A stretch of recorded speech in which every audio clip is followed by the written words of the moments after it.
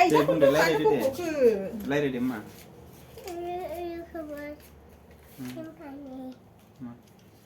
hello लोगोफोर जोंहा नै होनदो दे जोंहा नै गस्ला थांसै हा बेटारि जोब्बाय होनदो लोगोफोर जोंहा नै गस्ला थांसै फट' खेबनि बेयावनो जागासिनो दं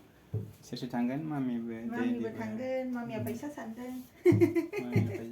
फैसा गारहैनो नागिरदों फैसा एसे थानो हाया मेव मेव मोनजोबो मामि मोना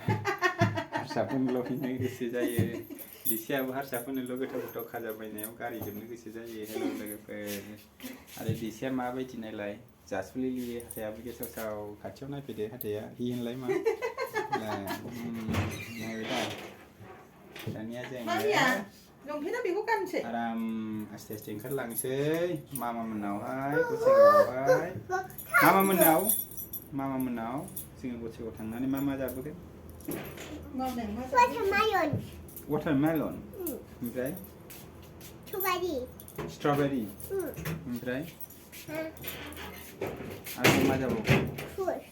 फ्रुट्स अके दे होमबालाय